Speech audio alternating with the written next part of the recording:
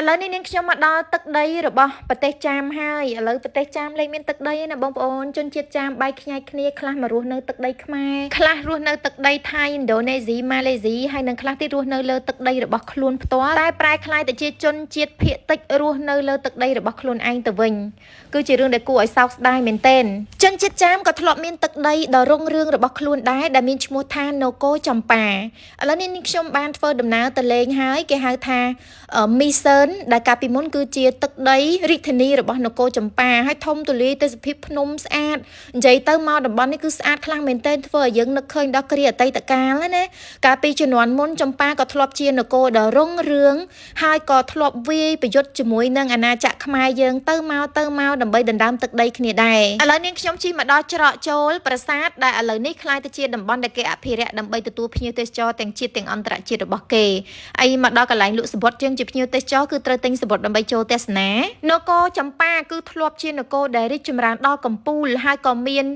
សមត្ថភាពអាចវាយដណ្ដើមកាន់កាប់ទីក្រុងអង្គរយើងបានទៀតក៏ប៉ុន្តែពួកគេត្រូវបានវាយបណ្ដេញចេញទៅវិញដោយព្រះមហាក្សត្រខ្មែរគឺព្រះបាទជ័យវរ្ម័នទី7ហើយពាក្យនេះអានថាមីសឺនមិនមែនម៉ៃសាន់ទេណាអានដំបងចេញម៉ៃសាន់នេះគឺជារចនាបថចម្ប៉ាហើយមិនដូចរចនាបថខ្មែរយើងទេខុសគ្នាដាច់តែជនជាតិចម្ប៉ាអាចកសាងប្រាសាទបានដោយសារតែទទួលវប្បធម៌អរិយធម៌ពីឥណ្ឌាមិនខុសអីពីខ្មែរយើងទេកាលពីដើមឡើយកាន់សាសនាហិណ្ឌូដូចជាខ្មែរយើងអញ្ចឹងដែរហើយពេលដែលយើងចូលមក2គីឡូទៀតបណ្ដល់ប្រាសាទអញ្ចឹងគេមានឡានកូនឡានតូចៗហ្នឹងសម្រាប់ដឹកអ្នកដំណើរ free ពីកន្លែងលក់សំបុត្រជិះទៅប្រហែល2គីឡូគឺដល់កន្លែងច្រកចូលប្រាសាទហ្មងអញ្ចឹងជួយសម្រួលភ្ញៀវទេសចរអត់ចាំបាច់ដើរឆ្ងាយអត់ចាំបាច់ដើរហត់ហើយអត់អស់លុយជិះអីទេគឺយើងជិះមើលទេសភាពព្រៃភ្នំអញ្ចឹងទៅនាងខ្ញុំសូមបន្តសាច់រឿងតិចទៀតកាលពីមុនជនជាតិចម្ប៉ាកាន់សាសនាហិណ្ឌូទេតែគាត់គឺជាប្រទេសជាប់មាត់សមុទ្រដែលរកស៊ីជួញដូរតាមសមុទ្រអញ្ចឹងទៅសបោពួកអារ៉ាប់មកអារ៉ាប់កាន់សាសនាអ៊ីស្លាមអញ្ចឹងចុះឡើងចម្ប៉ាក៏ប្រែក្លាយទៅជាកាន់សាសនាអ៊ីស្លាមវិញទៅតែមិនច្បាស់ថាពីពេលណាមកឡើយហើយសំណង់ប្រាសាទនៅសល់សប្តាហ៍ថ្ងៃនេះគឺ sponsor ធំឧបត្ថម្ភធំជួសជុលកែឡើងវិញថែរក្សាហ្នឹងគឺដោយប្រទេសឥណ្ឌាហើយនៅពេលដែលវៀតណាមចាប់ផ្ដើមពង្រីកទឹកដីរបស់ខ្លួនប្រទេសចម្ប៉ាក៏ចុះខ្សោយម្ដងបន្តិចរហូតដល់ចាញ់សង្គ្រាមវៀតណាមធ្ងន់ធ្ងរបាត់បង់ទឹកដីហើយនៅគ្រាចុងក្រោយដែលបាត់បង់ទឹកដីប្រជាជនចម្ប៉ារាប់ពាន់រាប់ម៉ឺននាក់ដែលត្រូវបានគេសម្លាប់ស្ដេចរបស់នគរចម្ប៉ាឃើញស្ថានភាពបែបនេះក៏ចាប់ផ្ដើមនិរទេសជនជាតិរបស់ខ្លួនខ្លះមករស់នៅលើទឹកដីកម្ពុជា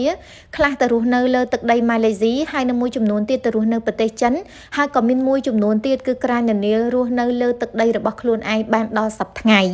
ចឹងហើយទៅប្រទេសកម្ពុជាយើងឃើញសបោជនជាតិចាមនៅដោយតំបន់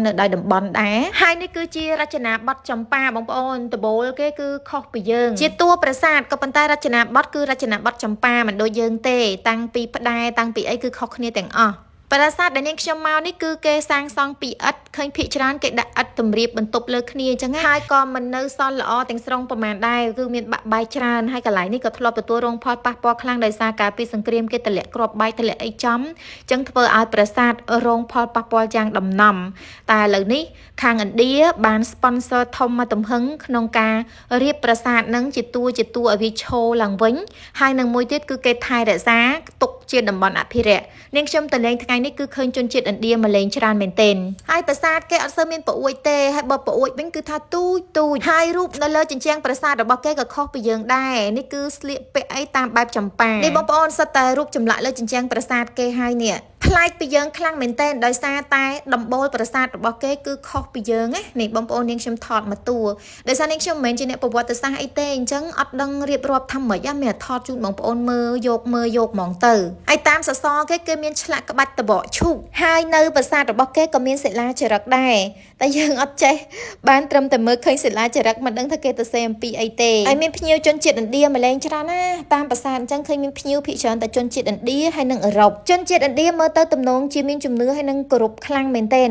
គឺគាត់ចូលមើលđểដោះស្បែកជើងដោះអីចឹងរូបដែលដាក់តាំងនៅក្នុងប្រាសាទហ្នឹងគឺមានដូចជាយូនីនាងឧមាហើយលឹងព្រះសិវៈនិយាយទៅឲ្យតែទីកន្លែងណាកាន់សាសនាហិណ្ឌូគឺគេគោរពពីមុខនឹងហ្មងតាមមើលទៅជនជាតិឥណ្ឌាគឺគាត់នៅមានជំនឿខ្លាំងណាគាត់យកដៃទៅប៉ះប្រាសាទហើយគាត់យកមកដាក់លើក្បាលរបស់គាត់តំណាងឲ្យការគោរពអីចឹងណាប្រាសាទនេះគឺធំខ្លាំងមែនទែនអស់ពីមើលកន្លែងមិញហើយគឺយើងបន្តដំណើរទៅមើលកន្លែងមួយទៀតជិតគ្នាទេដើរបន្តិចដល់ហើយ ôi tới sự cái lại nít ăn mình tên rồi sao mới tới sự nung bị khăn lơ hả hay miên tắc khô mà bị lơ nung cha này tầng óc kia mauประสาท bên đây cứ po nơi sọt sải មែនtênประสาท tầng óc នឹងសតខូចខាតខ្លាំងឲ្យគេជួសជុលឡើងវិញនៅទីនេះតួប្រាសាទគឺឃើញភាគច្រើនគេធ្វើពីឥដ្ឋដាក់តម្រៀបបតិបតប់លើគ្នាអញ្ចឹងបង្កើតបានទៅជាតួនៃប្រាសាទអត់សូវឃើញមានថ្មបាយក្រៀមអត់សូវមានឃើញមានថ្មភក់ឡើយអានេះគេមានធ្វើចម្លាក់លើទៀតនឹងឯសូ